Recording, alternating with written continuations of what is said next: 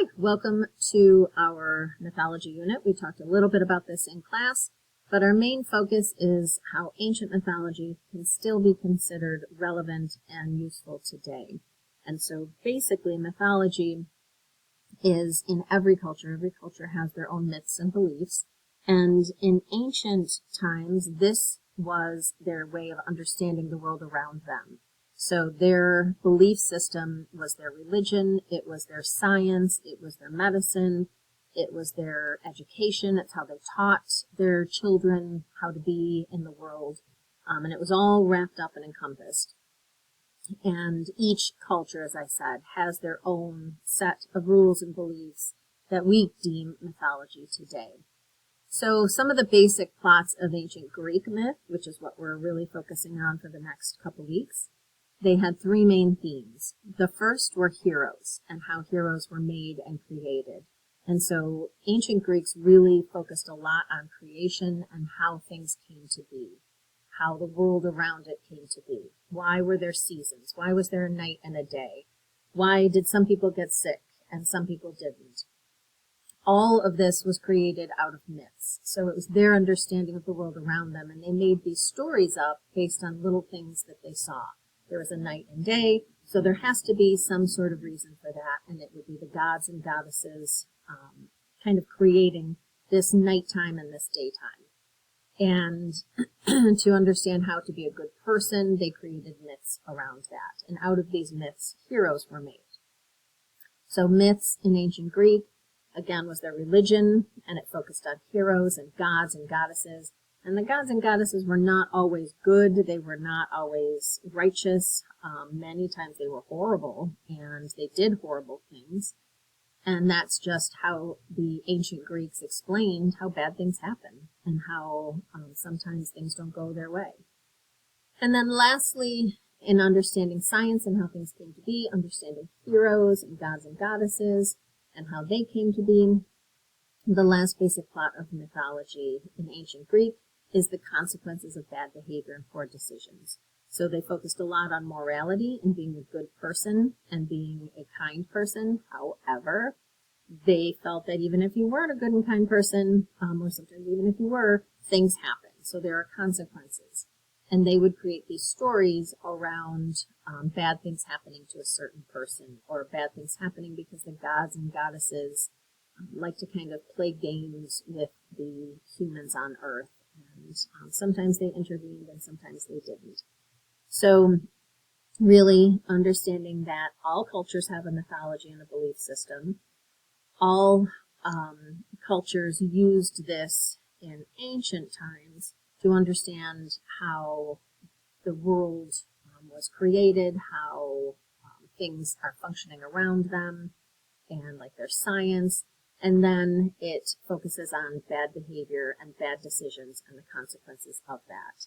So even with modern religions today, there are elements of these myths that show up in modern religions. So you can kind of track how there are similarities across cultures and across religions in ancient mythology. So with that, your goal is this must-do assignment, and it is multi-layered, so rather than watching many videos, I have everything encapsulated on this handout here. So the first thing you're going to do is answer question 1, which we just went over in the video. Next, you're going to click on this article, and when you read through it, you're going to use that to answer questions 4 through 6. So they are all focused on this article here.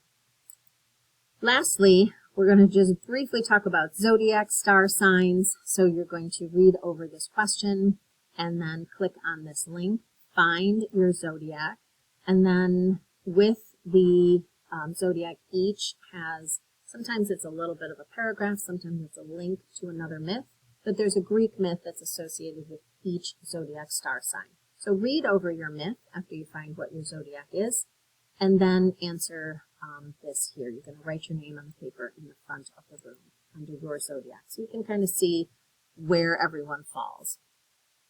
Next, the second assignment is video 2. We're going to focus on Odysseus. Odysseus was an ancient Greek warrior.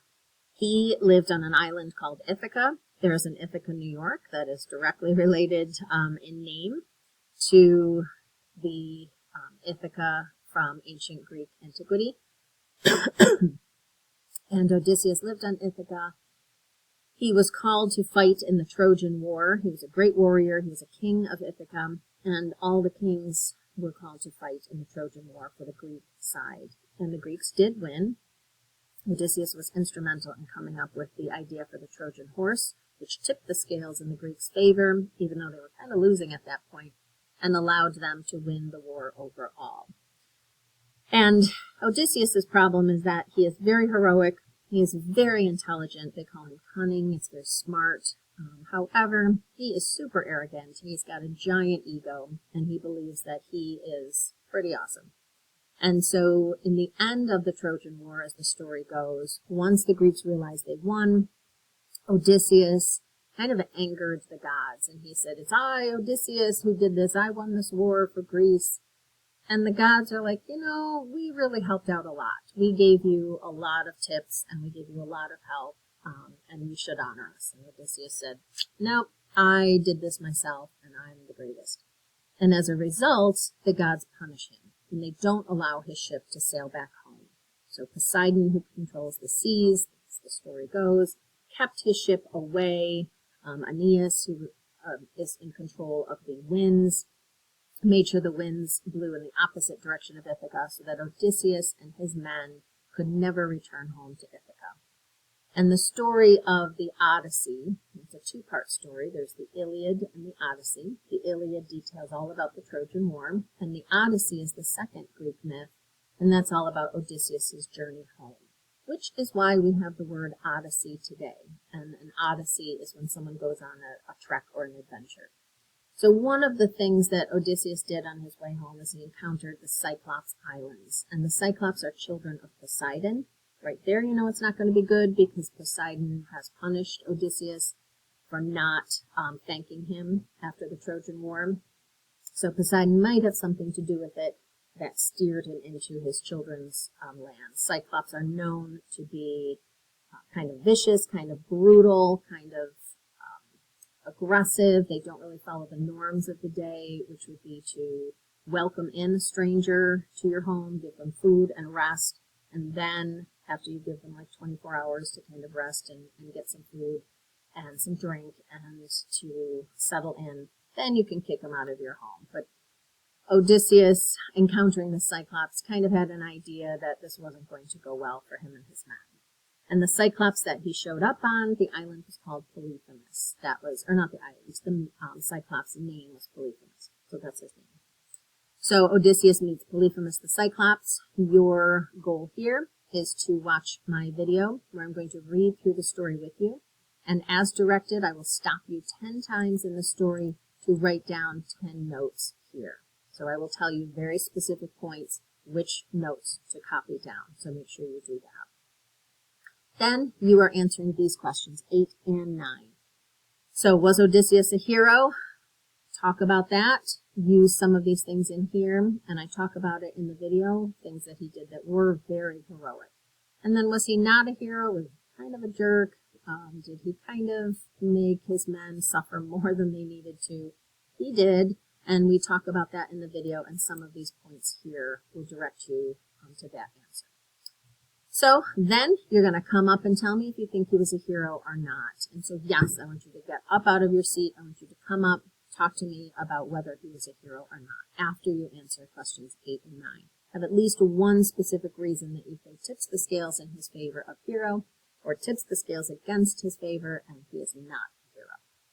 Last part here is a 2-video assignment.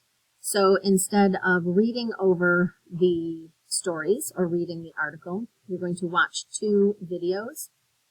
The first is on Echo and Narcissus. This is a Greek myth involving these two and their story, so I won't give too much away. But you're going to watch this. It's an old, cute little video from — and then answer these questions. Was it a fitting punishment? for Echo, was it fitting for Narcissus? And then look up narcissism in the dictionary and write out the meaning in your own words. What do you think narcissism means, or a narcissist? Then come up and tell me if this was a fitting punishment for Echo and why. Not Narcissus, focus just on Echo if this was a fitting punishment for her and why. Lastly, you're watching this video on Icarus. This is one of the most famous Greek myths, the meaning behind Icarus and his story and his journey. So think about whether this was a fitting end. What does this story show you about how Greeks viewed punishment? And what does it show you about how the Greeks viewed their gods? So to sum up, we already answered question number 1, so write that down. That's in the beginning of this video. You're going to read this article, answer questions 2 through 6. You're going to read over and find your zodiac sign, write your name on the paper in the front of the room, read the myth that corresponds to it. Watch the video on Odysseus and Polyphemus, write down the 10 notes, answer the questions, come up and tell me whether he was a hero or not.